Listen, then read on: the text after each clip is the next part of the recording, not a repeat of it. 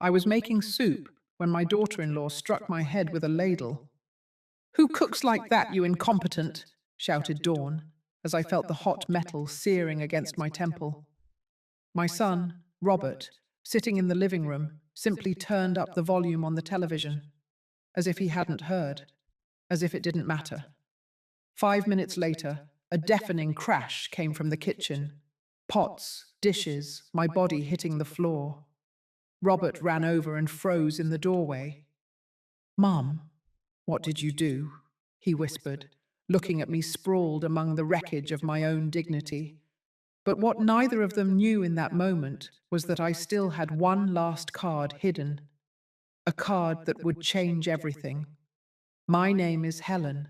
I am 71 years old, with hands calloused by decades of kneading bread for others, and a heart that until recently believed blindly in family loyalty. What a fool I was. How blind I had been. 6 months ago, I buried my husband, Henry. 50 years of marriage evaporated one April afternoon when his heart decided to give up while he was watering the geraniums in the backyard. I found him there, on his knees, the hose still dripping water onto his brown shoes. Since that day, my world became silence and yellowing photographs. I was left alone in a house that was too big, surrounded by memories that hurt to touch. Robert, my only son, insisted that I move in with him and his wife. "You can't be alone, Mum. At your age, it's dangerous." He sounded worried over the phone. I wanted to believe him. I needed to believe him. So I packed my life into 4 suitcases and left behind the house where I raised my son, where Henry and I used to dance in the kitchen on Sundays, where every corner held pieces of us. Robert's house was modern, with gleaming floors and furniture that looked straight out of a magazine.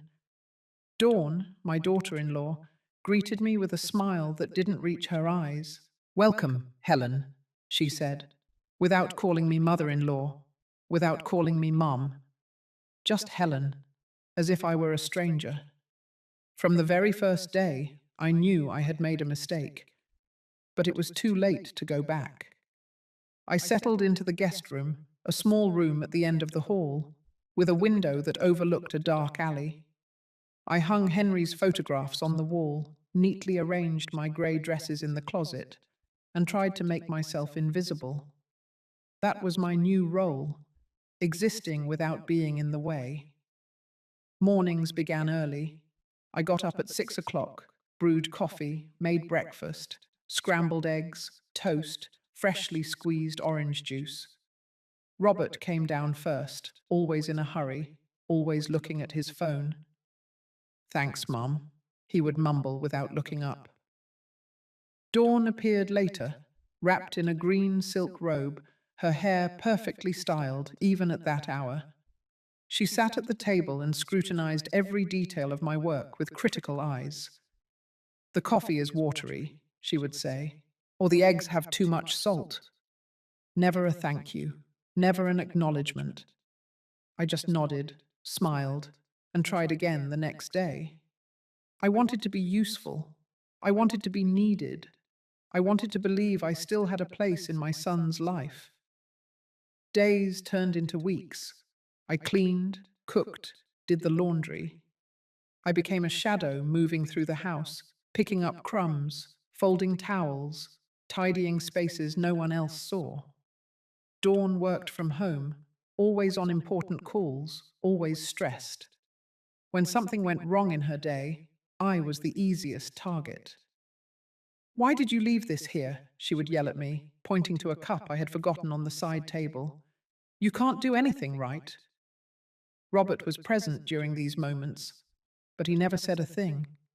He just looked the other way, as if it wasn't his problem, as if I wasn't his mother. There were nights when I stayed awake, listening to the wall clock tick every second. I wondered what I had done wrong. Where had I failed as a mother? Why did my son allow me to be treated this way? Tears fell silently onto my pillow, and I dried them before dawn because I couldn't show weakness. I couldn't give them a reason to get rid of me. But that afternoon, while I was preparing the vegetable soup that Robert loved so much as a boy, something broke. I was chopping carrots, focused on making everything perfect, when Dawn burst into the kitchen like a hurricane. "What are you doing?" she asked with that sharp voice I knew too well. "Soup for dinner," I replied softly without turning around. "Robert's favorite recipe." She moved closer, looked into the pot, and her face twisted in disgust. "This looks like pig slop. How much salt did you put in? Are you trying to poison us?" Her words were daggers. I tried to explain, but she wouldn't listen. She grabbed the ladle from the pot and, before I could react, slammed it against my head. The blow left me stunned. I felt the heat of the metal, the boiling liquid running down my hair, the sharp pain in my temple.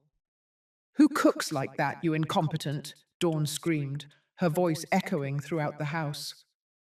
I stumbled, holding onto the edge of the stove. From the living room, I heard the television. Robert was there. He could hear everything, and he just turned up the volume. That was the moment something inside me went out. The physical pain was nothing compared to the betrayal of that silence. My son, the boy I carried in my womb, whom I raised with every ounce of love I had, chose the sound of a TV show over my suffering. I stood there, leaning against the stove, the ladle still dripping soup at my feet. Dawn looked at me with those eyes full of contempt, waiting for me to apologize, to kneel, to beg her forgiveness for existing. But I could only think of Robert, of how the television volume had increased just as she screamed, of how he knew exactly what was happening and chose not to see it. "You're pathetic," Dawn spat, crossing her arms. "Look at this mess. You can't even make a damn soup. I don't know why Robert insisted on bringing you here. You're a burden, a useless person just taking up space." Every word was a slap. I wanted to answer, to defend myself, but my voice was trapped somewhere deep in my throat. I tried to clean up, to collect the drops of soup from the floor, but my hands were trembling. My head was throbbing where the ladle had hit. Dawn stormed out of the kitchen, and I was left alone amid the steam and the silence. 5 minutes. That was all it took for me to make a decision. I looked at the pots lined up on the stove. I looked at the dishes piled in the drainer. I looked at that kitchen that I had cleaned every day for months, trying to earn a place in this house that was never mine. And something inside me simply exploded. It wasn't planned, it wasn't calculated. It was pure survival instinct. I grabbed the largest pot, the one containing the soup she had criticized so much, and emptied it into the sink. The hot liquid ran down the drain with an almost violent sound. Then I grabbed another pot, and another. I let them fall. Some onto the floor, others against the kitchen counter. The plates slipped from my hands. The cups shattered. Cutlery flew through the air. It was a chaotic, liberating, necessary clamor. I heard Robert's hurried footsteps. "What was that?" he shouted from the hallway. When he reached the kitchen, he stopped dead. His face paled as he saw me there, surrounded by overturned pots, spilled soup, and broken dishes. There was a trickle of blood on my temple where the ladle had hit me. "Mom, what did you do?" he whispered. But he didn't come closer. He didn't touch me. He just looked at me as if I were to blame for everything. Dawn appeared behind him, and her expression of horror quickly turned to fury. "She's crazy. Your mother is completely insane," she shrieked, pointing at me as if I were a dangerous animal. "Look at this mess. She destroyed my entire kitchen. Call someone. Robert, this woman needs to be locked up." Robert looked at me. I looked back at him, hoping he would say something, that he would defend me, that he would at least ask why I had done this. But he just shook his head. disappointed, ashamed. Mum, why? Why do you do these things? Why? I repeated, and my voice sounded hoarse, broken. Your wife hit me with a boiling ladle. Robert, she hit me, and you turned up the television volume. The words came out like knives. He blinked, confused, or perhaps feigning confusion. I didn't hear it, Mom. I didn't. I didn't know what. Liar. The word hung between us like poison. You were there. You heard everything. And you chose to do nothing.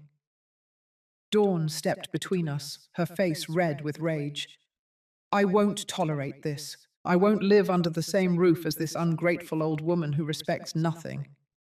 Robert, you have to choose. Either she leaves, or I do.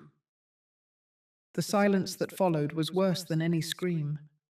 I looked at my son, begging him with my eyes to choose me, to remember who raised him, who spent sleepless nights when he had a fever, who worked 2 jobs to pay for his college. But Robert was looking at the floor, his hands in his pockets, defeated. I'm sorry, Mum, he finally mumbled. But I think it's better if you look for somewhere else. This isn't working. You're causing problems. You need to leave. The world stopped. My heart stopped. Everything stopped. You're kicking me out? I asked, although I already knew the answer. Your wife hits me, and you kick me out. It's not like that, Mum. It's just that Dawn and I need our space. You need your independence. It will be better for everyone. He spoke in rehearsed phrases, empty words that someone else had put in his mouth. My son wasn't there anymore. Only a stranger with his face remained. When? I asked, feeling the tears start to burn behind my eyes. Tomorrow morning. I'll call you a taxi. You can stay in a hotel while you find something permanent.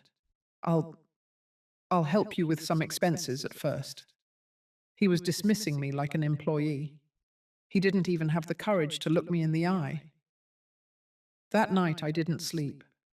I stayed sitting on the edge of the bed, looking at Henry's photographs, wondering what he would say if he could see me now. I packed my things slowly, folding each item carefully, as if external order could contain the internal chaos. At dawn, I heard the taxi horn. Robert was waiting for me at the door with $200 in his hand. For you to settle in, he said, unable to meet my gaze. I didn't hug him.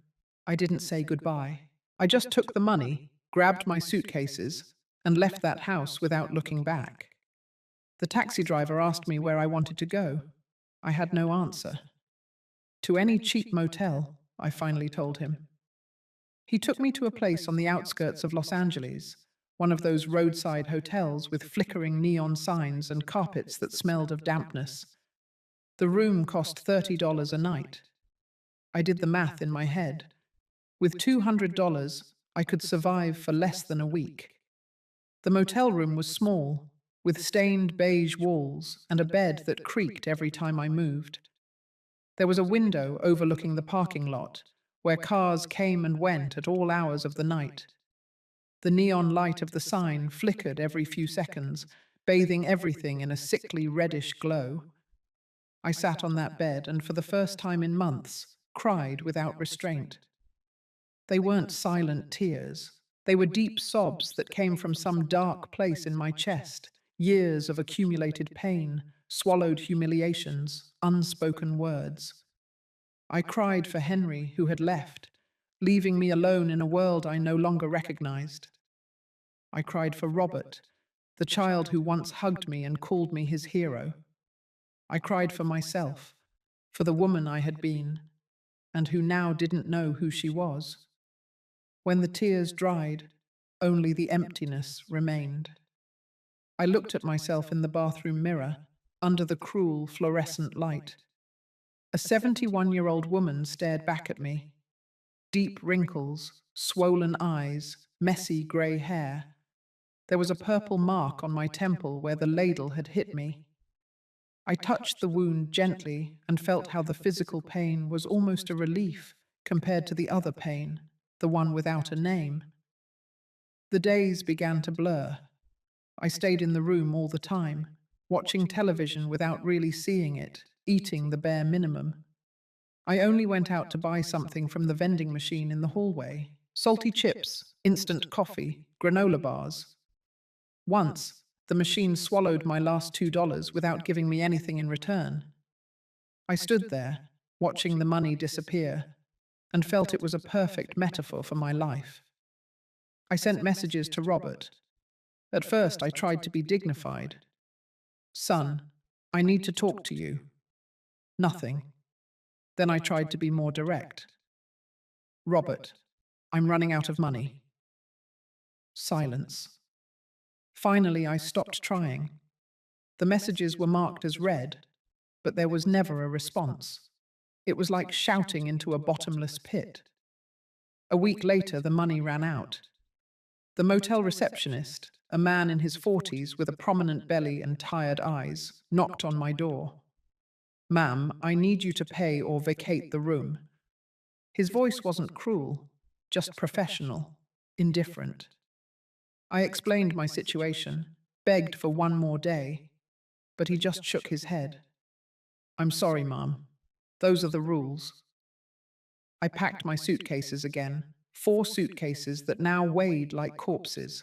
I dragged them through the parking lot under a scorching sun, not knowing where to go. I walked for hours. My feet hurt. My hands had blisters from carrying so much weight. But I kept going because stopping meant accepting that I had nowhere to go. I ended up in a park near downtown Los Angeles. There were metal benches under the trees, pigeons pecking at crumbs, children playing on the swings. I sat on a secluded bench and watched life continue as if I didn't exist. A woman passed with her young daughter. The girl looked at me curiously, but her mother pulled her hand and quickened her pace, as if poverty were contagious. That was my first night sleeping on the street. I didn't really sleep. I stayed seated, clutching my purse, startled by every noise. There were other homeless people in the park, mostly men, who huddled under cardboard. One of them approached and offered me a piece of stale bread. "Eat it. Grandma, you have to be careful out here." I took the bread with trembling hands and thanked him. He nodded and walked away, dragging a bag full of cans. The days turned into a survival routine. I searched for food in the dumpsters behind restaurants. At first, I was disgusted. I was ashamed. But hunger is stronger than pride. I found day-old bread, bruised fruits, leftovers that people had left on their plates. I ate hidden in alleys where no one could see me. There was a church a few blocks away that served soup on Tuesdays and Thursdays. I lined up with dozens of other people, all with broken stories written on their faces. A young volunteer served me the bowl with a compassionate smile that made me feel even smaller. "God bless you," she would say. I just nodded, unable to form words. Nights were the worst, cold, long, full of fear. I lay on the bench with my suitcases around me, using my sweater as a blanket. I heard distant sirens, occasional shouts, the constant hum of the city that never slept. I thought about Robert, lying in his comfortable bed, in his heated house, while I shivered under the stars. I wondered if he thought about me, if he cared, if he knew his mother was sleeping on the street. One morning, a police officer woke me with his flashlight. "Ma'am, you can't stay here. You have to move." I explained that I had nowhere to go. He sighed, tired of hearing stories like mine. "There's a shelter 6 blocks away. Go there." He gave me the address and left. I tried to go, but the shelter was full. "Come back early tomorrow," they told me. Always tomorrow. Always wait. Never now. 2 weeks passed like this. Or maybe 3. I lost count. The days blurred into a haze of exhaustion and hopelessness. My clothes were dirty, my hair greasy, my skin covered in grime. I had become one of those invisible people that everyone avoided looking at. A statistic, a shadow. But in the midst of all that suffering, something strange happened. I started to remember things I had forgotten. I remembered that before I married Henry, I wanted to study literature. I remembered that I once won a poetry contest in school. I remembered that there was a time when I had my own dreams before becoming a wife, a mother, a grandmother, a shadow. One afternoon, while searching through my suitcases for clean clothes, I found an envelope I didn't remember packing. It was old, yellowed, with my name written in Henry's unmistakable handwriting. My heart leaped. I opened it with trembling hands. Inside was a letter and several folded documents. The letter began with "My dearest Helen." I immediately recognized when he had written it. It was from 2 years ago, when Henry had been hospitalized with pneumonia. I thought it had just been a scare, but now I understood that he had faced his own mortality. "If you are reading this, it means I am no longer with you," the letter said. "Forgive me for not telling you everything while I was alive. I always wanted to shield you from the worries of money, of business, of legal complexities. But now I see it was a mistake to keep you in the dark." My eyes filled with tears as I read. Henry's voice resonated in every word. "For the last 30 years, I made investments, small at first, then larger. I bought properties when no one wanted them, in neighborhoods that later became valuable. I saved every extra cent. I did it all thinking about our future, about your security. I never told you because I didn't want you to worry, because I wanted to surprise you in our old age with the peace of mind of knowing you would be well taken care of." My breathing quickened. I unfolded the documents that accompanied the letter. They were deeds, property titles, investment certificates. My eyes scanned the papers, unable to believe what they were seeing.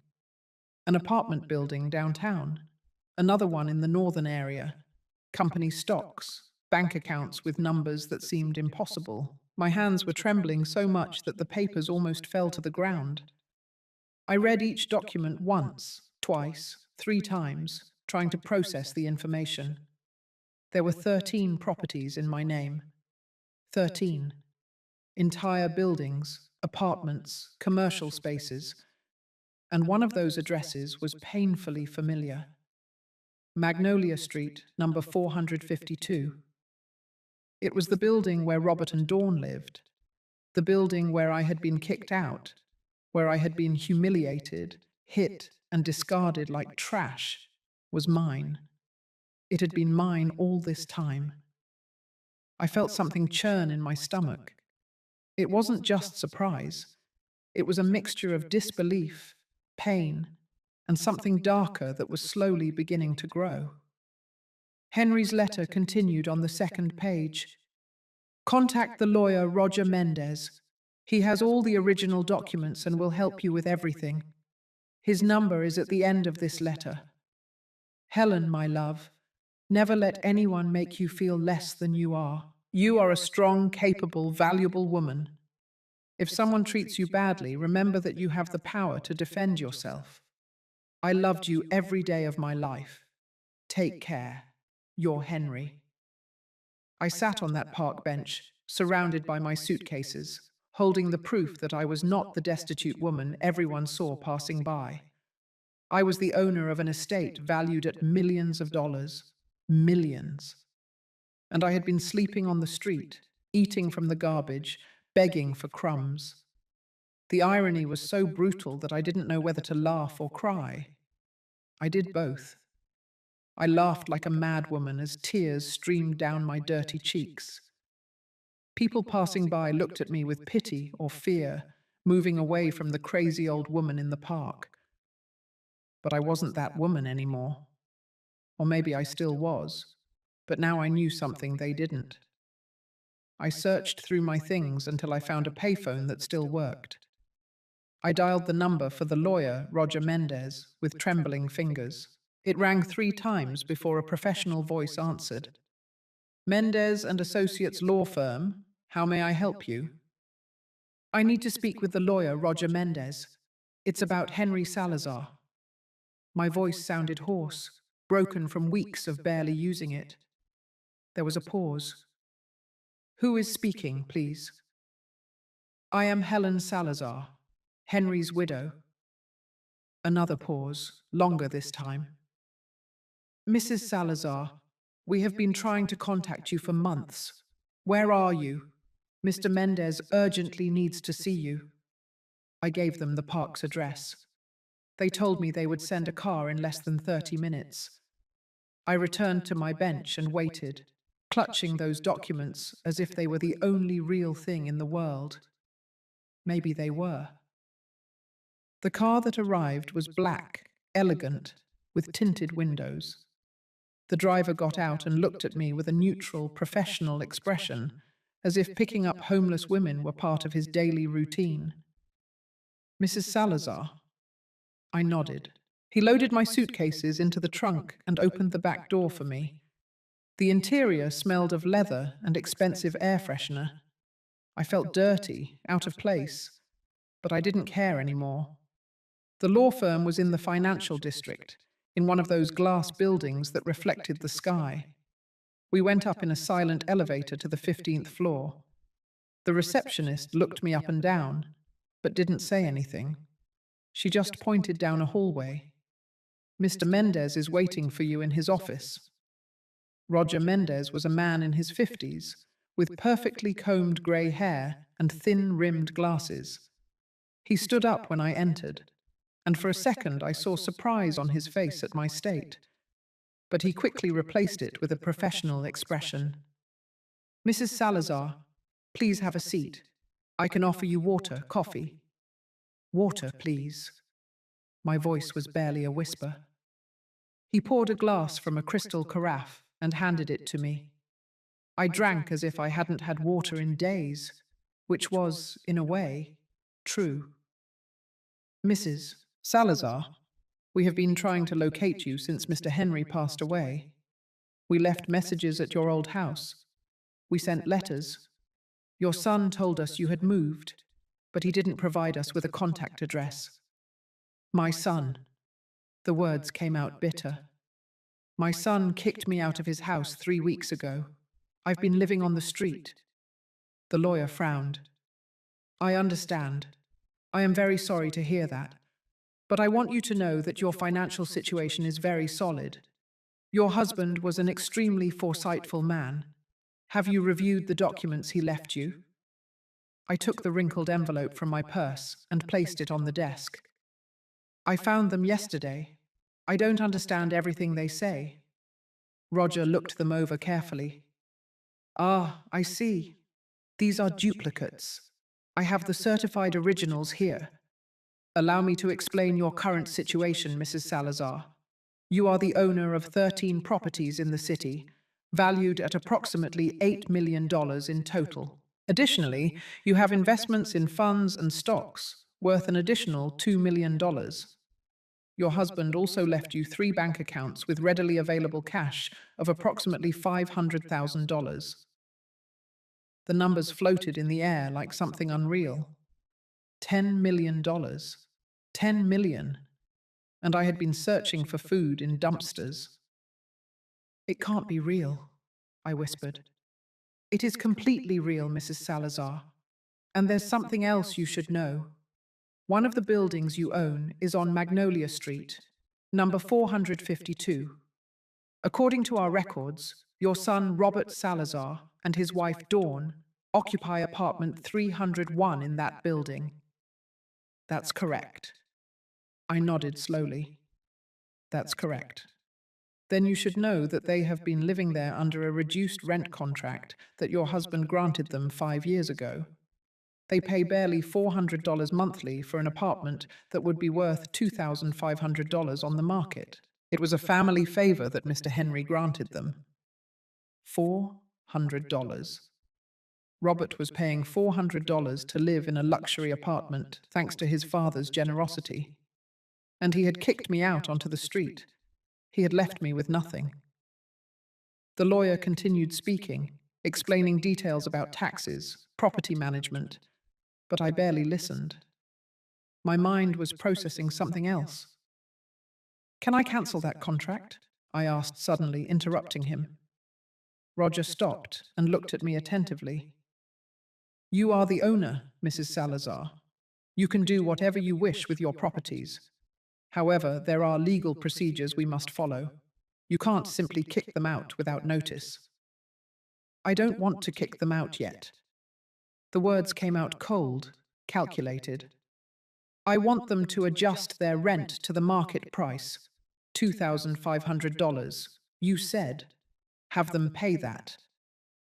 The lawyer nodded slowly. "That is within your rights. We would have to notify them 30 days in advance about the change in contract terms. Are you sure you want to proceed?" "Completely sure." Roger took notes on his computer. "Very well. I will prepare the necessary documents. Now, Mrs. Salazar, there are more immediate matters we must attend to. Your housing situation, for example. You have several options. You can move into any of your unoccupied properties, or I can help you find a temporary place while you decide what to do. I want to see the other buildings, all of them. I want to know exactly what I own." "Of course, we can organize visits starting tomorrow. In the meantime, allow me to arrange a hotel room for you, an appropriate place where you can rest and recover." He stood up and made a call. In minutes, everything was coordinated. A five-star hotel downtown, executive suite, all paid for from my own account. Before I left, Roger handed me a bank card.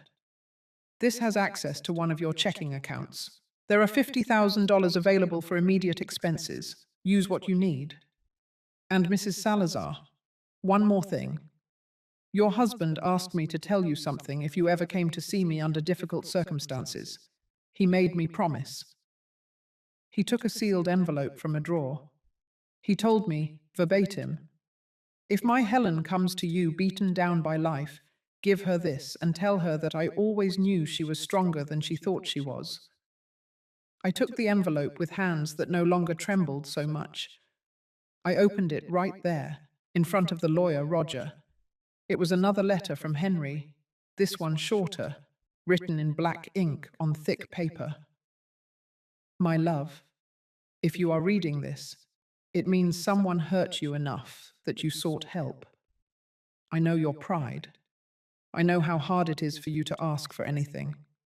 But I want you to know one thing. I built all this for you. Every property, every investment, every penny saved was thought of for the day when I would be gone, and you would need to defend yourself. Don't let anyone, not even our own blood, make you feel small. You're a giant. Helen, you always were. Now prove it." Tears streamed down my cheeks as I read. Roger had the delicacy to look away, pretending to review some papers. I folded the letter carefully and put it away with the other one. Henry had known. Somehow he had known that one day I would need this, that I would need a shield, an armor, a castle of my own. The hotel was everything my life had ceased to be. Soft carpets, sheets that smelled of lavender, a bathroom with a marble tub. I stood in the middle of the suite for several minutes, just looking. It seemed unreal. 24 hours ago, I was sleeping on a park bench. Now I was in a room that cost $300 a night. The first thing I did was take a bath. I filled the tub with hot water to the brim and submerged myself completely. The water darkened with weeks of grime. I scrubbed my skin until it hurt, washed my hair 3 times, removing every trace of the street from my body. When I got out, I wrapped myself in a white robe that hung behind the door. It was so soft, it almost made me cry again.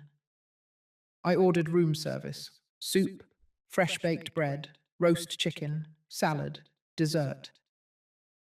When the food arrived on a cart with a white tablecloth, I sat down and ate slowly, savoring every bite. It wasn't just food, it was dignity. It was power. It was proof that I still existed as something more than a shadow.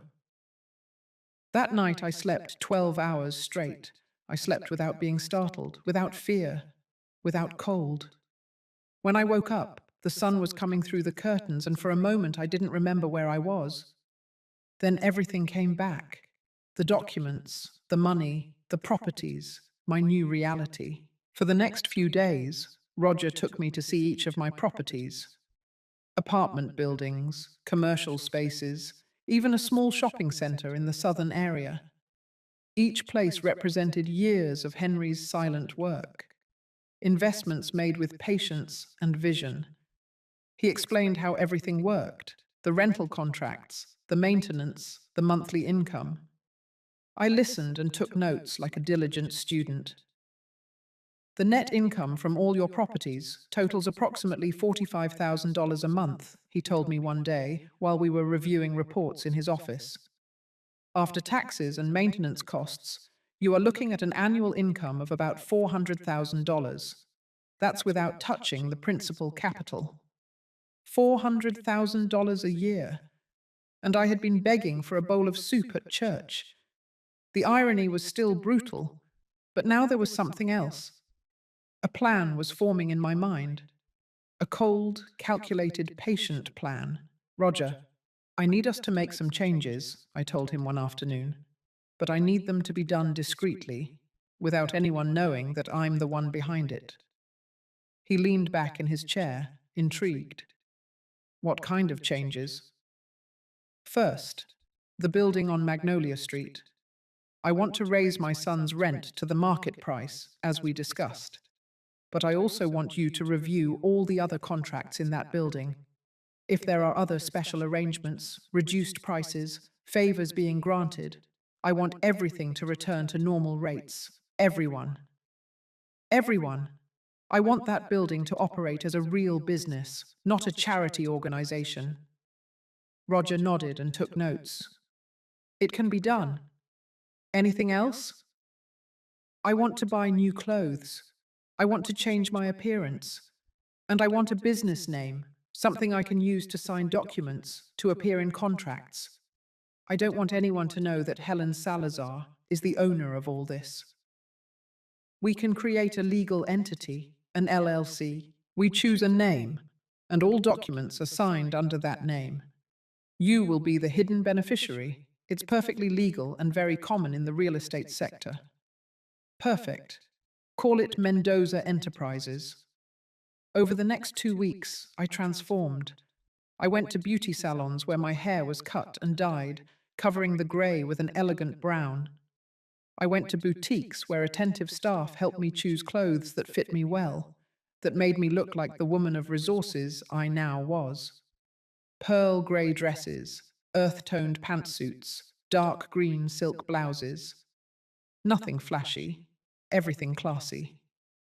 I bought new glasses with modern frames. I got a manicure. I learned to use a little makeup to cover the deepest wrinkles. I wasn't becoming someone else. I was finding the Helen who had been buried under years of silent service. Roger taught me to review financial reports, to understand bank statements, to make business decisions. I learned quickly, discovering a part of me that had never had a chance to develop. I had spent 50 years cooking and cleaning, but my mind was still sharp, capable, hungry for knowledge. You have a talent for this, Roger told me one day. Your husband chose his investments well, but you have an instinct for seeing opportunities. It's natural for you. Maybe it was. Maybe it always had been. But no one had ever given me the opportunity to discover it. Henry had been a good man, a loving husband, but even he had kept me in the dark about finances, believing he was protecting me. Now I understood that true power didn't come from being protected, but from having the tools to protect myself. The rent increase notices were sent to all tenants in the Magnolia Street building, signed by Mendoza Enterprises, legally represented by the Mendez and Associates law firm. The increases were justified, within legal limits, but they were significant, especially for those who had been paying reduced rates for years. Roger kept me informed of the reactions. Some tenants called furiously, others tried to negotiate. There's one apartment in particular that has called 7 times, he told me one afternoon. Apartment 301, a Robert Salazar. He says he had a special contract with the former owner, that this must be a mistake. It's not a mistake, I replied calmly. Tell him the special contract expired with the death of Mr. Henry Salazar. He must now pay the full rate or vacate. He is asking to speak with the owner directly. Tell him the owner is unavailable. All communications must go through you. Days passed. Roger kept me informed. Mr. Salazar is trying to get a loan to cover the new rent amount. Apparently, he and his wife are living beyond their means. They have credit card debt, a financed car. The rent increase is putting significant pressure on their finances. Good. The word came out cold, without emotion. I didn't feel satisfaction exactly, but I didn't feel guilt either. I was watching the natural consequences of the decisions Robert had made. He had chosen a wife who spent more than they earned. He had chosen to live in luxury that he could only afford, thanks to his father's generosity. He had chosen to kick his mother out onto the street. Now he was seeing the price of those choices. But I wasn't finished. There were other strings to pull, other levers to move. Dawn worked as an independent consultant from home. I did a little investigating using resources Roger provided me. I discovered that one of her main clients rented space in another one of my properties at the South Commercial Plaza. Roger, this client who rents Unit 203 at the South Plaza, how much do they pay? He checked his files. $2,200 a month. It's a large space. Good business. They always pay on time. Raise their rent to $3,500. That is a very significant increase, Mrs. Salazar. They might decide to move. Then let them move. It's my property, and I want to charge what it's worth. The client at Unit 203 did not move, but they did reduce their expenses. One of the first things they cut was contracts with external consultants, including Dawn. Roger informed me almost casually during one of our weekly meetings. By the way, it seems your strategy is having side effects. The business at the South Plaza cancelled several vendor contracts. One of them was with Dawn Salazar, your daughter-in-law. I didn't say anything. I just nodded and continued reviewing other documents. But inside, I felt something akin to satisfaction. It wasn't revenge yet. It was justice. It was the universe readjusting, removing unearned privileges, balancing the scales. Weeks passed. I continued living in the hotel, studying, learning, transforming. I signed up for an online course on property management. I read books on personal finance that I had never had time for before. I met with other property owners that Roger knew, listening to their stories, absorbing their experience.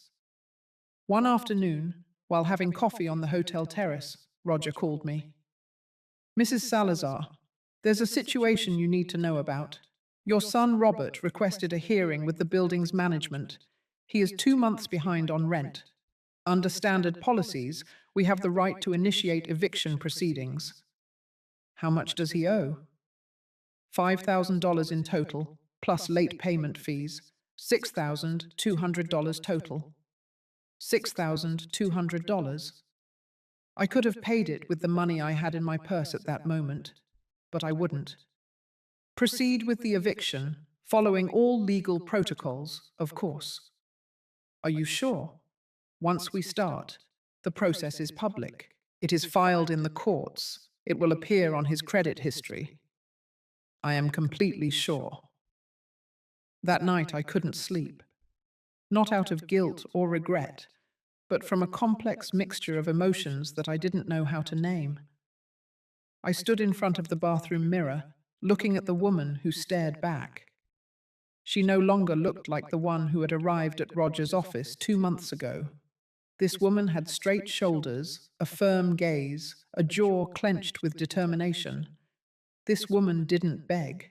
She didn't apologize for existing. This woman collected what she was owed. The following days were a whirlwind of legal activity. Roger kept me informed of every step. The eviction notice was delivered. Robert had 30 days to pay the full debt or vacate the apartment. According to Roger, my son had called the firm every day, sometimes several times a day, demanding to speak with the owner, asking for extensions, offering payment plans. "What did you tell him?" I asked. "What you instructed me to, that all policies apply equally to all tenants, that there are no exceptions, that if he cannot pay, he must vacate." Perfect. But there was something else Roger didn't know, something I had been investigating on my own. I hired a private investigator, not to spy, but to understand. I needed to know how my son had reached this point.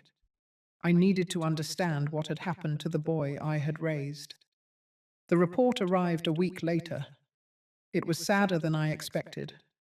Robert earned a decent salary as a sales manager, but Dawn spent 3 times what came in.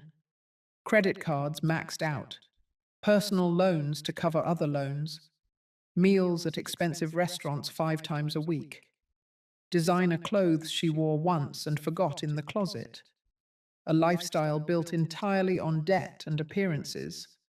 The investigator also included notes on their relationship. They had had public arguments. Neighbors reported frequent shouting, doors slamming, tense silences.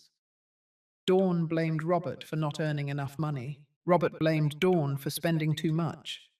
It was a vicious cycle of resentment and recriminations. I read the entire report twice. A part of me, the part that was still a mother, wanted to intervene. I wanted to call Robert, offer him help, guide him toward better decisions.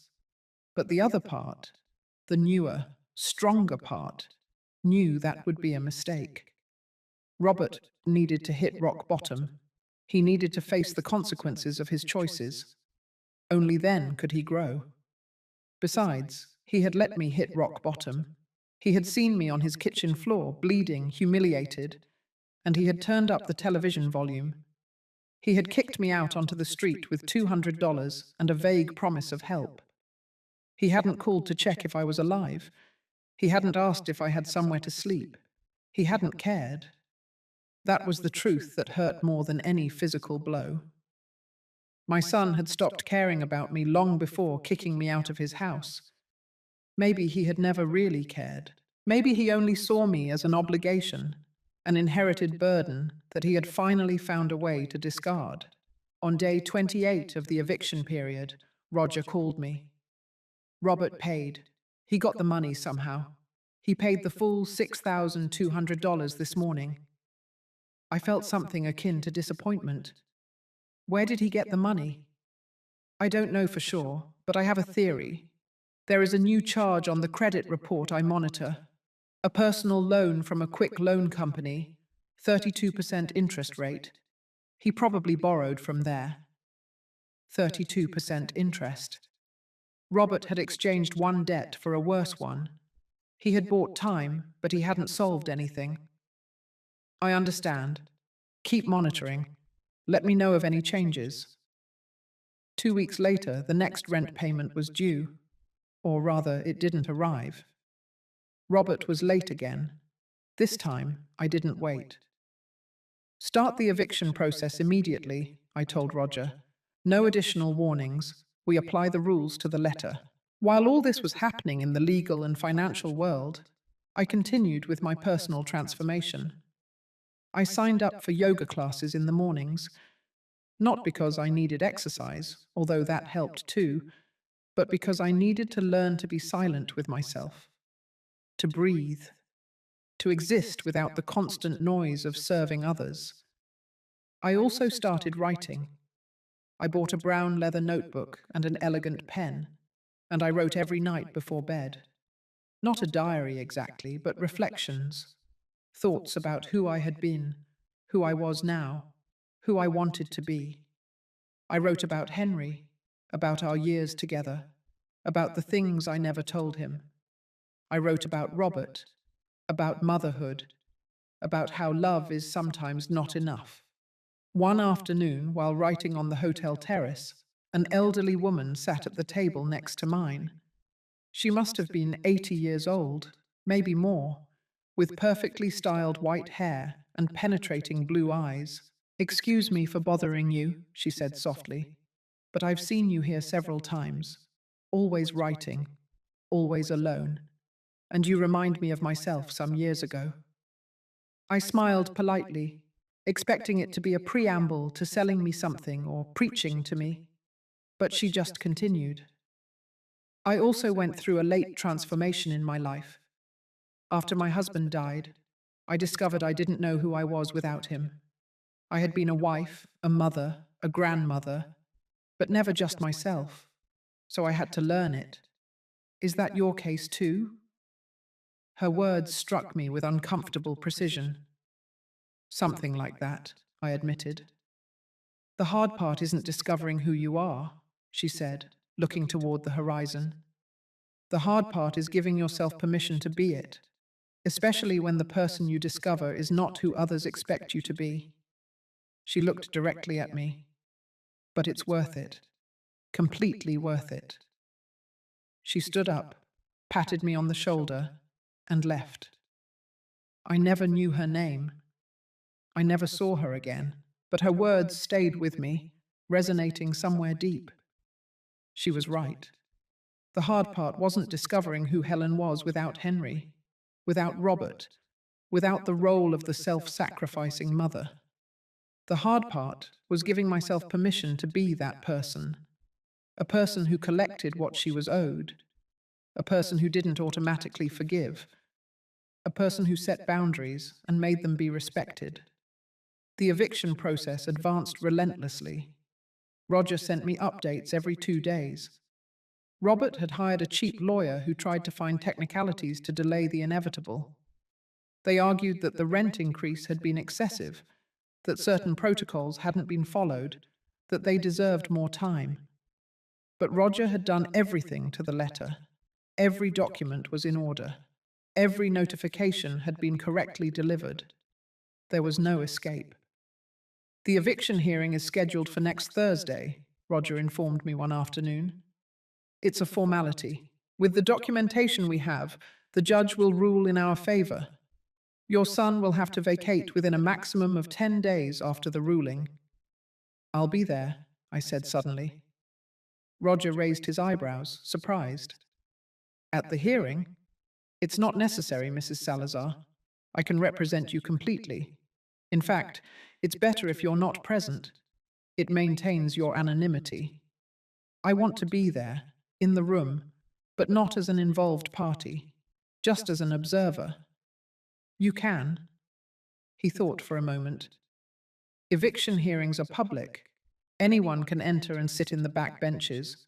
As long as they don't recognize you, there's no problem." Thursday arrived with a grey sky that threatened rain. I dressed carefully, choosing a dark grey pantsuit and an ivory silk blouse. I tied my hair back in a low bun. I put on my new glasses, a little subtle makeup. I looked at myself in the mirror and saw a woman Robert wouldn't recognize. I was no longer the stooped mother cooking soup in his kitchen. I was someone else, someone stronger. The courthouse was an old building with hallways that smelled of old paper and stale coffee. I arrived early and sat on the last bench in courtroom 3, where the hearing would take place. There were other people waiting for their own cases, all with that anxious, tired expression that the legal system produces. Robert arrived 15 minutes before the scheduled time. He came with Dawn and their lawyer, a young man in a suit that had seen better days. My son looked terrible. He had lost weight, had deep dark circles, his hair was messy. Dawn, on the other hand, was perfectly groomed, in an emerald green dress that was too elegant for a courthouse, high heels, impeccable makeup. But her expression was one of barely contained fury. They sat in the front, their backs to me. I observed them as one watches a play, distant, analytical. Dawn whispered things into Robert's ear, making abrupt gestures, clearly annoyed. He just nodded, defeated, without the energy to argue. Their lawyer reviewed papers with a worried expression. Roger arrived exactly on time, immaculate in his black suit, leather briefcase in hand. He didn't look at me, just as we had agreed. He sat on the other side, organized, confident. He knew his trade and knew he had a solid case. The judge entered, a woman in her 60s, with a severe expression and efficient movements. Case number 3478, Mendoza Enterprises versus Robert Salazar, the clerk announced. Robert's lawyer stood up first. He argued that the rent increase had been excessive, that his client had lived in the apartment for 5 years with a good payment history, that he deserved special consideration. His voice sounded unconvincing even to himself. He knew he was losing. Roger stood up calmly. He presented the documents, the original contract, the increase notifications, the late payment notices, all perfectly organized.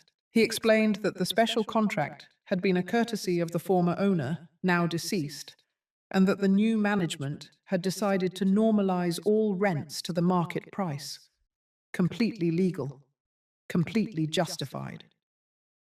Furthermore, Your Honor, Roger continued, the defendant not only refused to pay the new rent amount, but accumulated 2 months of arrears. He paid under eviction pressure on one occasion, but immediately fell back into delinquency. This demonstrates a pattern of inability or unwillingness to fulfill his contractual obligations. The judge reviewed the documents in silence. She looked at Robert. Mr. Salazar, is it correct that you currently owe 2 months' rent under the new terms? Robert stood up with difficulty. Yes, Your Honor, but the increase was so sudden. We didn't have time to adjust. If you could give us an extension, just 3 months to... Mr. Salazar, the judge interrupted him firmly. You were notified 30 days in advance of the change in terms, which is what the law requires. You had sufficient time to adjust or find another place. Do you have the money owed at this moment? Robert looked at his lawyer, then at Dawn, then at the floor. No, Your Honor, not at this moment. Then I have no choice but to rule in favor of the plaintiff. Mr. Salazar, you have 10 days to vacate the property.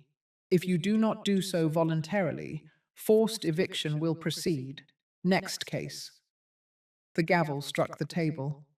Everything had ended in less than 20 minutes. Robert remained paralyzed in his place, as if he couldn't process what had just happened. Dawn exploded. This is unfair. You can't do this. We have rights, she yelled toward the judge. But it was too late. The next case was being announced. Their lawyer took her arm, trying to get her out of the courtroom before she was charged with contempt. Dawn resisted, shouting incoherent things about corruption and abuse. Robert followed her in silence, dragging his feet, the very image of defeat. They passed by my bench without looking at me. I was just another person in the room, invisible, irrelevant. I watched them until they left. Then I stayed seated for a few more minutes, letting the reality sink in. I had won.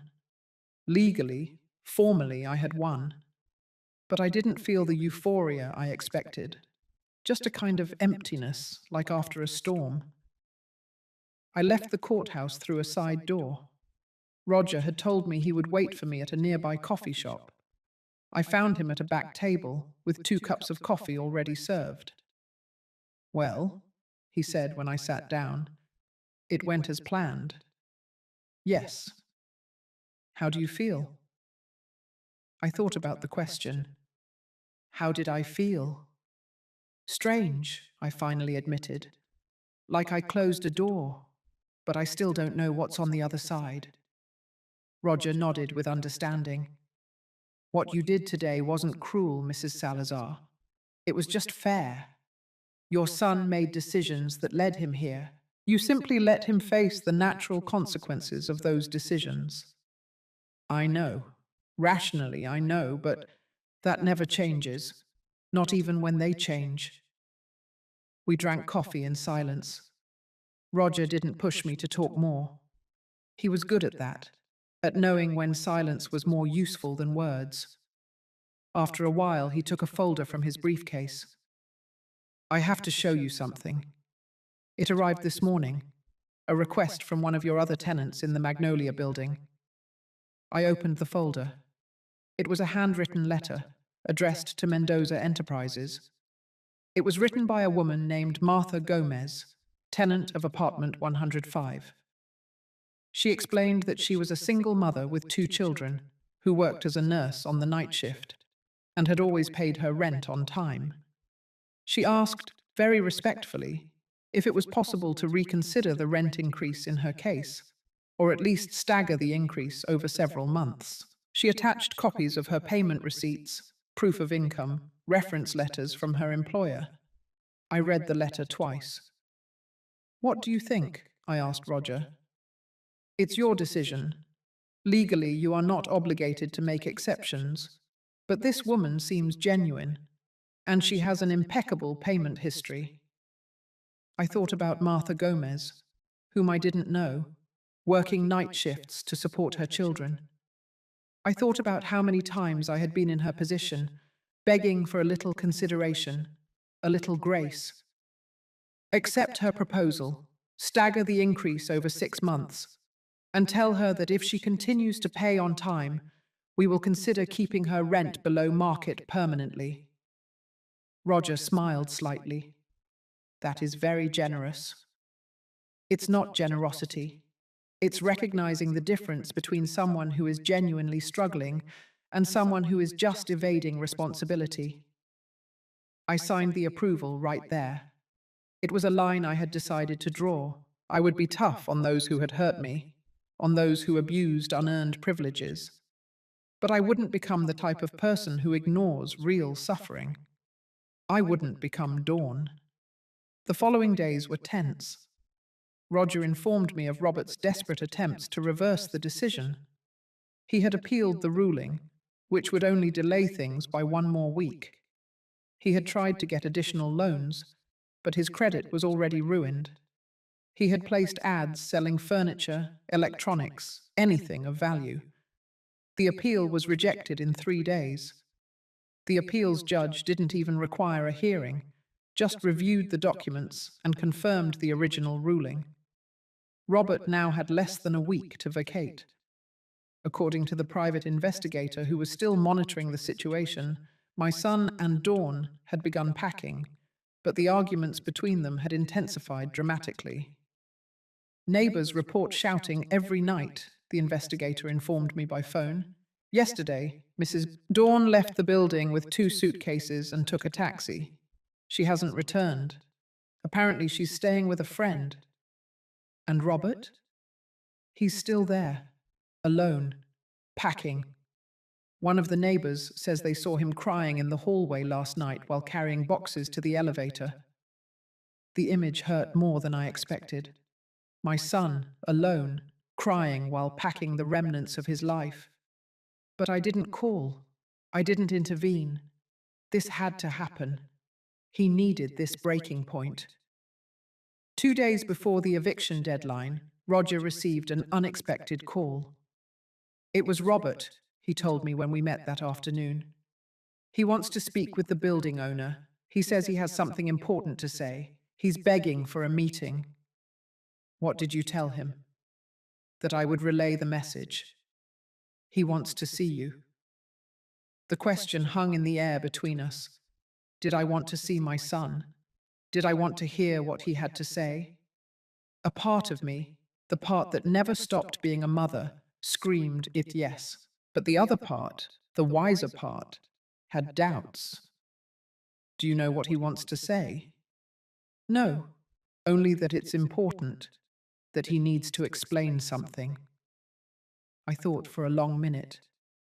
Tell him I will agree to see him, but not as his mother, as the representative of Mendoza Enterprises, and it has to be in a neutral place, in your office, tomorrow at 3 o'clock in the afternoon. Roger nodded. Does he want me to be present? No, I have to do this alone. That night I didn't sleep. I mentally practiced what I would say, how I would react. I stood in front of the mirror and rehearsed maintaining my expression neutral, firm, without betraying emotion. I had to be strong. I couldn't allow Robert to see the mother desperate for his love. He had to see the businesswoman I now was. At 2:30 the next afternoon, I arrived at the law firm. Roger had let me use his private office. I sat behind the desk, in the black leather chair, with the case documents in front of me. I was dressed impeccably. Charcoal grey pantsuit, cream-coloured blouse, hair perfectly styled, subtle but definitive makeup. I didn't look like Helen. I looked like Mrs. Mendoza. At exactly 3 o'clock, I heard voices in the reception area. My heart started beating faster. The door opened, and Robert entered alone. He stopped dead when he saw me. For an infinite moment, we looked at each other in silence. I saw his brain processing what his eyes were seeing. Confusion first, then disbelief. Finally, absolute shock. "Mum?" he whispered, as if he were seeing a ghost. "Sit down, Robert." My voice came out cold, controlled. It wasn't the voice of a mother. It was the voice of an owner. He stumbled toward the chair in front of the desk, unable to take his eyes off me. "No, I don't understand. What are you doing here? Why are you dressed like this? Where have you been? I looked for you.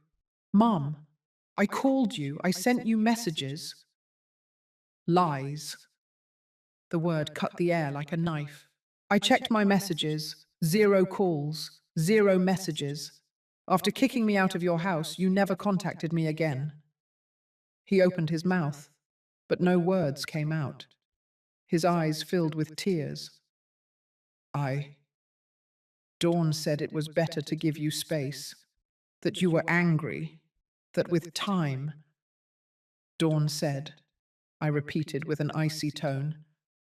Robert, since when did you let your wife make decisions about your relationship with your mother? It wasn't like that. Things were complicated. Money, work, Dawn was stressed. And it was easier to forget about me than to deal with your wife. It wasn't a question. It was a statement of fact. He lowered his gaze, unable to deny it. The silence stretched, heavy, suffocating. Finally, Robert looked up, and I saw something different in his eyes. A question forming. Mum, what are you doing here, in this office, dressed like this? Why did the lawyer let you use his office? I took a deep breath. This was the moment. I'm not using his office, Robert. He lent it to me because I am his client. I am Mendoza Enterprises. The color drained from his face. What?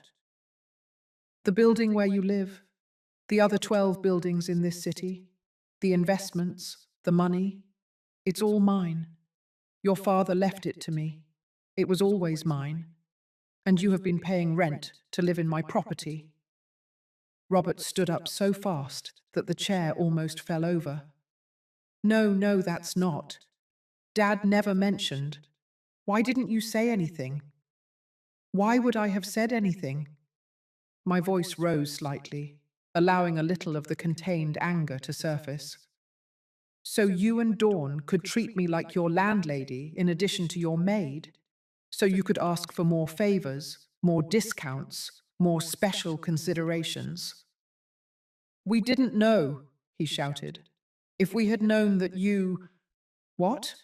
I interrupted him, standing up as well. Would you have treated me better? Would you have respected me more? Robert, respect shouldn't depend on how much money someone has. I was your mother. That should have been enough. He fell back into the chair, his head in his hands. His shoulders trembled. He was crying. I'm sorry. I'm so sorry. Mum, I... I was a coward. I let Dawn treat you badly. I let her kick you out. I turned up the television volume when she was hurting you because I didn't want to confront her, because it was easier to sacrifice you than risk my marriage.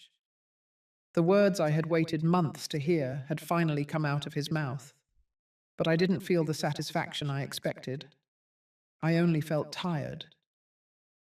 And now, Robert, do you only feel sorry because you discovered I have money? Because I own the building where you live? Would you have come to apologize if you still thought I was a poor old woman with no resources? He looked up, his face soaked with tears. I don't know, he admitted with a broken voice. I don't know, Mum, and that's the worst part. I don't know what kind of person I became. I don't recognize the man who did those things, who left his mother on the street, who chose comfort over decency. At least he was honest. That was something. I sat down again, calmer. Your marriage is falling apart, isn't it? He nodded miserably. Dawn left 3 days ago. She says she won't stay with a loser who can't even pay the rent. She says she deserves better, that all this is my fault. And what do you think? I think she's right. I think I am a loser. I lost my job 2 weeks ago. I was fired for being constantly late, for being distracted, for the stress. I have debts of over $40,000. My credit is ruined. And in 2 days, I'm going to be homeless. It's ironic, isn't it? I left you homeless, and now I'm in the same situation. It's not ironic, I said softly. It's karma. He looked at me with red, swollen eyes. Have you come to watch me suffer? Is that what you wanted? Revenge. The question stopped me. Was that what I wanted? I had spent weeks moving pieces, pulling strings, applying pressure. I had watched my son fall apart, piece by piece. And now that he was here, in front of me, completely broken, did I feel satisfied? No, I finally said, surprised by my own answer. I didn't want revenge. I wanted justice. I wanted you to understand what it feels like to be discarded, ignored, treated as if you're worth nothing. I wanted you to hit rock bottom so you could start rebuilding yourself correctly. And did I achieve it? He asked with a voice barely audible. I hit rock bottom. What do you think? He thought for a long moment. I think so. I think I can't fall any lower than I am now. No job, no wife, no money, no home, no dignity. Without you. The last two words came out as a torn whisper. I remained silent, letting his words float between us. Robert had reached the bottom. I could see it in his eyes, in the way his shoulders slumped, in how his hands trembled on his knees. This was the moment I had been waiting for, the moment my son finally understood the weight of his actions. Do you know what the worst part of it all was, Robert? I finally said. It wasn't the blow with the ladle. It wasn't sleeping on the street. It wasn't searching for food in the garbage. It was the sound of the television volume going up. It was knowing that my own son heard me cry out in pain and chose to do nothing. He sobbed, covering his face with his hands. I'm sorry. I'm so sorry. If I could go back in time. But you can't, I interrupted him. No one can. We can only decide what to do with the time we have left. Robert looked up, hope and fear mixed in his expression. What? What's going to happen now? I leaned back in the chair, studying him. My son. The baby I had carried in my arms, the child who ran to me when he fell, the teenager who hugged me before going off to college. All that was still there, buried under bad decisions and cowardice.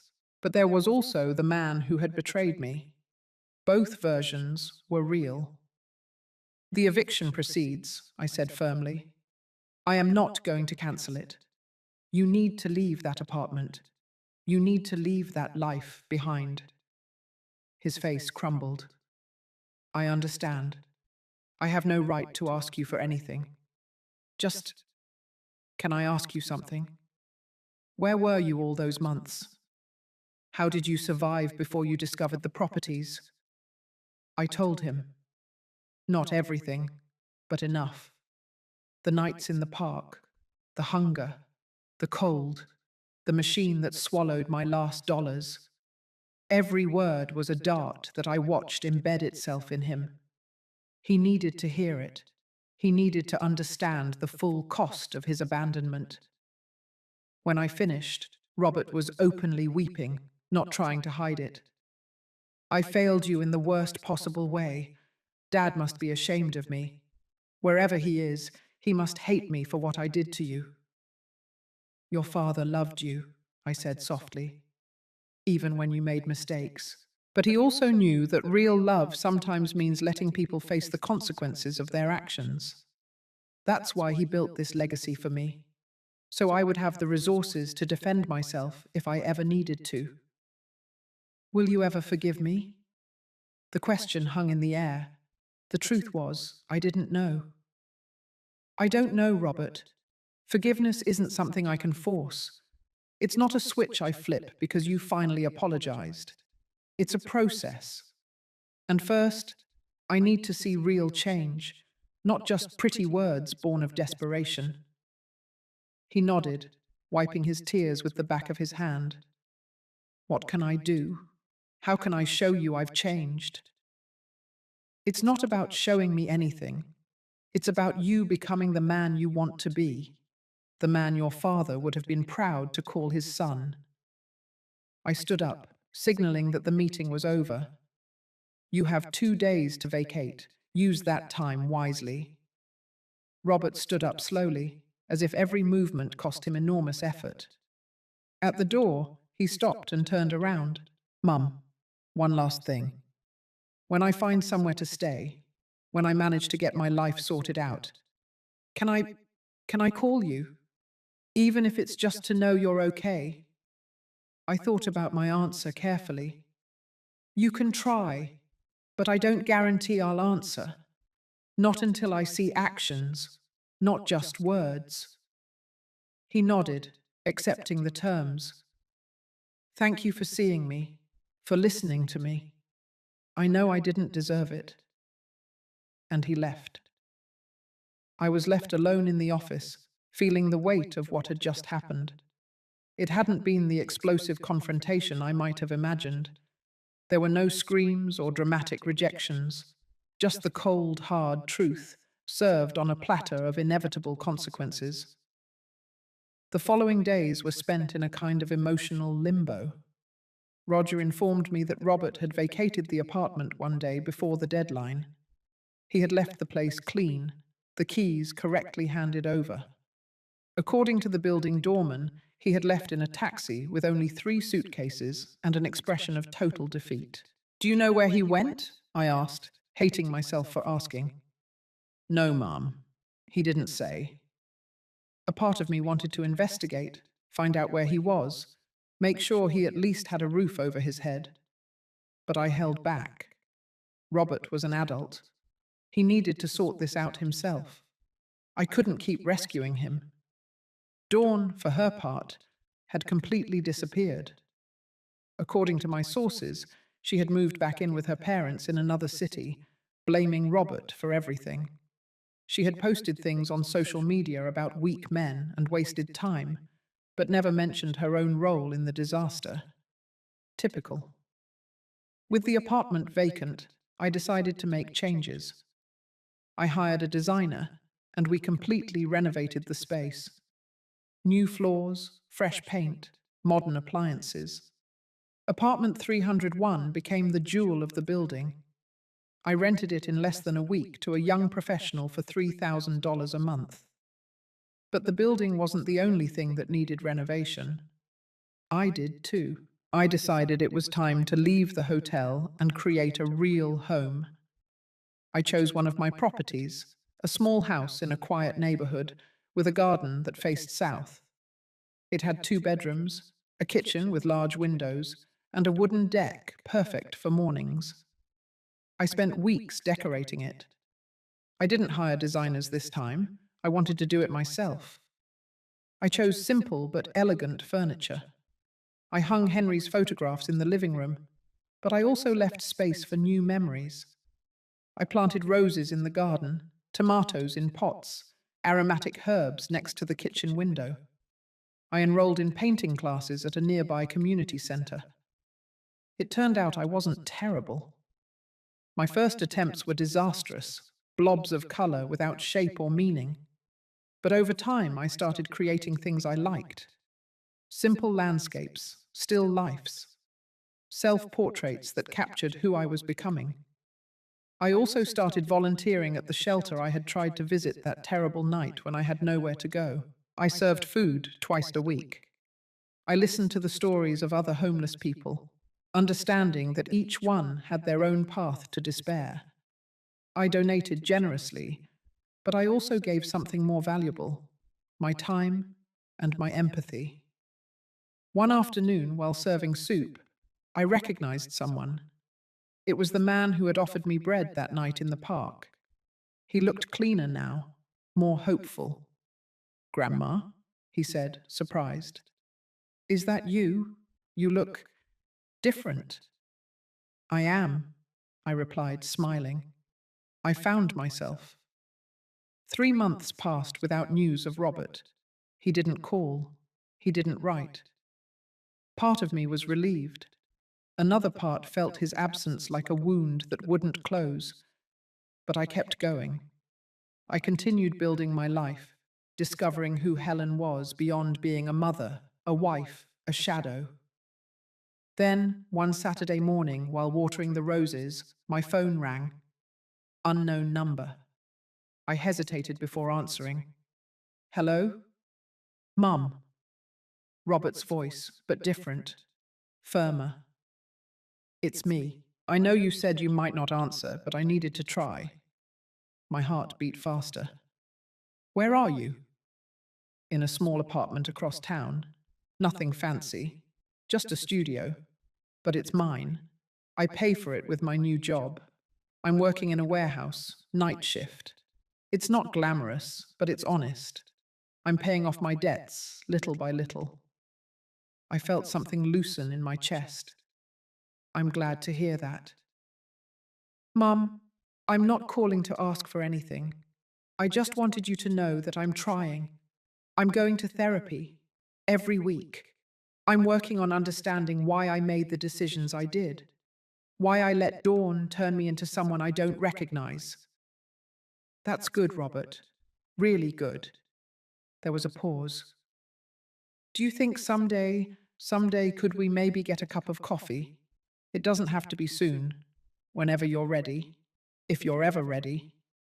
I looked at the roses I had planted, now blooming in coral and yellow tones. I looked at the house I had turned into my sanctuary. I looked at the life I had built from the ashes. "Maybe," I finally said. "Someday, when we are both ready." "Okay, I can wait. I've learned to be patient." His voice cracked slightly. "I love you, Mum. I know I don't have the right to say it after everything, but it's true." "I know," I whispered, and I hung up. I sat on the deck with a cup of tea, letting the morning sun warm my face. I hadn't completely forgiven Robert. Maybe I never would entirely. But there was something more important than forgiveness. I had found peace. I had found my strength. I had found my voice. I took out my notebook and wrote. I learned to forgive myself for waiting so long to defend myself. I learned that self-love is not selfishness. It is survival. It is dignity. It is the foundation upon which everything else is built. The wind rustled the leaves on the trees. A bird sang somewhere nearby. And I, Helen Salazar, 71 years old, owner of 13 buildings, survivor of betrayal and abandonment, a woman reborn from her own ashes, simply existed. Whole. Free. Mine.